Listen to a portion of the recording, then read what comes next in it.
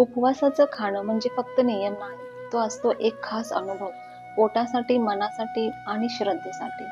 यावेळी एकादशीच्या उपवासासाठी खास उकडीचा मोदक आपल्या सावळ्या हरी म्हणजेच विठुरायासाठी. चला तर मग आज पाहूया उपवासाची मोदक थाळी. सुरुवात करूया शेंगदाणे भाजण्यापासून.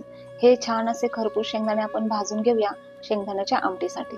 मस्त अशी खमंग शेंगदाणे भाजलेले तिखट गोड अशी आमटी भाताबरोबर भाकरीसोबत खायला खूपच छान लागते.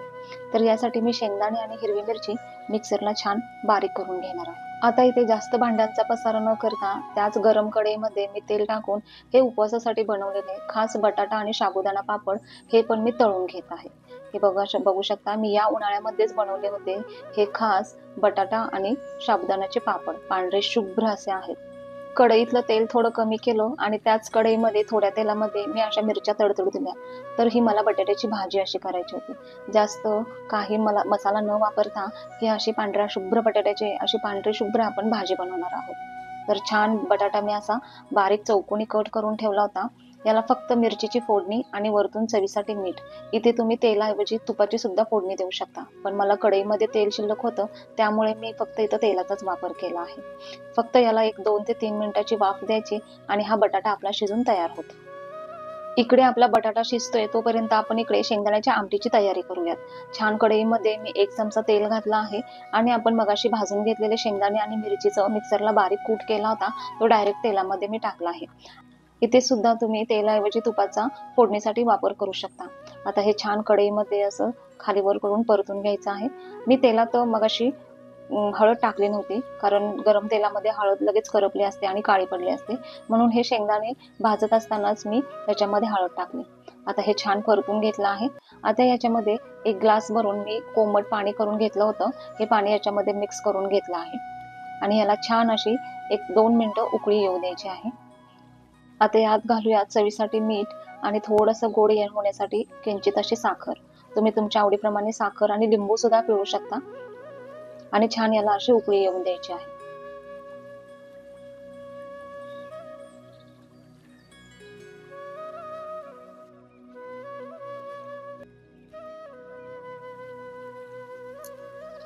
बघू शकता उकळी आल्यानंतर किती छान सुरेख दिसते आमटी आणि एकदम कन्सिस्टन्सी सुद्धा छान झाली आहे. इकडे आपला बटाटा सुद्धा शिजून तयार झाला आहे. पांढरी शुभ्र बटाट्याची भाजी दिसते. कधी कधी हे असं साधं जेवण सुद्धा जेवायला खूप छान वाटतं. आता लगेचच आपण वरई आणि साबुदाणा याची भाकरी करायला घेऊ. मस्त अशी ही मऊ लुसलुशीत अशी भाकरी, पांढरी शुभ्र भाकरी तयार होते. आता हे पीठ मळण्यासाठी मी इथे थोडंसं कोमट पाणीच तयार करून घेतलं आहे, कारण भगरीला चिकटपणा जास्त नसतो. इकडे तवा माझा गरम झाला आहे आणि भाकरी सुद्धा एकदम पातळ बारीक छोटीशी करून तयार झाली आहे. आता तितक्या पिठामध्ये माझ्या 2 भाकरी झाल्या आहेत. नेहमीच्या भाकरीसारखी पण उपवासाची भाकरी छान तव्यावरती खरपूस अशी भाजून घेऊया.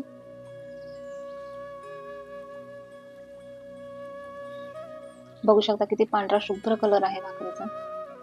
ही सुद्धा भाकरी पचायला हलकी असते, कारण यातले सगळेच पदार्थ भाजलेले असतात आणि शिवाय नंतर भाकरी आपण भाजलेला असतो आणि भाजलेले सर्व पदार्थ पचायला हलकेच असतात.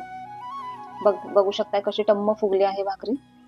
हे असे रोजच्या पेक्षा जरा वेगळे पदार्थ खायला मिळतात, म्हणून आम्ही सुद्धा लहान असताना फक्त खाण्यासाठी असा उपवास करायचो. आणि म्हणतात ना, एकादशी आणि दुप्पट खाशी अशी गत व्हायची. सगळंच तिखट पण काहीतरी गोड हवं ना.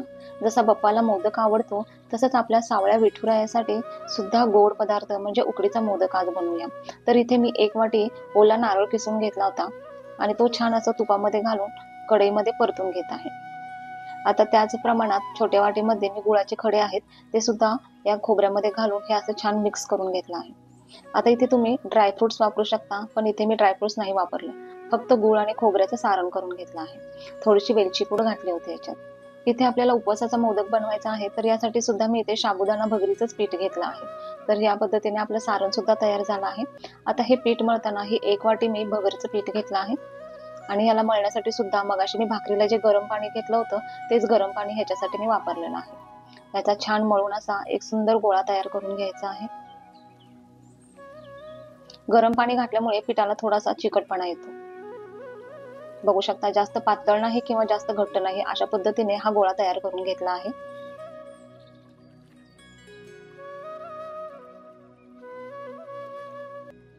मोदकासाठीची पूर्वतयारी झाली आहे. सारण सुद्धा छान थंड झालं आहे. आता हा मोदक जसा नेहमी बाप्पासाठी बनवतो तसाच बनवायचा आहे.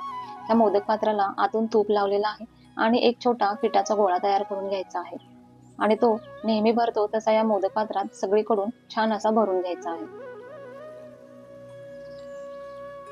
छान बोटाच्या साहाय्याने पीठ सगळीकडून आतून पसरवून द्यायचं आहे. आता याच्यामध्ये जे आपलं थंड झालेलं आहे गुळ आणि खोबऱ्याचं सारण याच्यामध्ये भरून घ्यायचं आहे. इथे चमच्याच्या साहाय्याने किंवा तुम्ही हाताच्या साहाय्याने छान असं आत पूर्णपणे दाबून भरू शकता.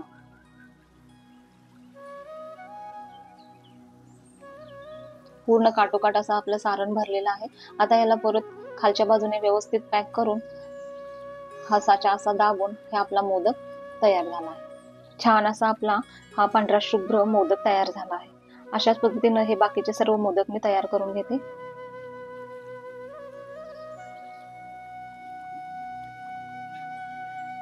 अगदी तांदळाचा मोदक दिसतो तशाच पद्धतीचा हा पांढरा शुभ्र वरईचा भगरीचा मोदक दिसतो आहे. आता याला उकडण्यासाठी सुद्धा नेहमी आपण जसं तांदळाचा मोदक उकडतो त्याच पद्धतीने उकडून घ्यायचं आहे. इकडे बाजूला मी हे मोदक उकडण्यासाठी पाणी सुद्धा गरम करायला ठेवलं आहे आणि इकडचे मी मोदक असे बनवून तयार ठेवले आहेत. आता हे उकडण्यासाठी पाणी गरम झालं आहे आणि हे 5 ते 7 मिनिटं हे चांगले वाफेवरती उकडून द्यायचे आहेत. बघू शकताय पांढरे शुभ्र असे तांदळाचे जसे मोदक दिसतात तसेच हे मोदक दिसत आहेत. अशा प्रकारे मोदक जर बनवून तुम्ही नैवेद्य केला तर मोदकाच्या प्रत्येक घासात गोडवा, भक्ती आणि प्रेमच भरला आहे.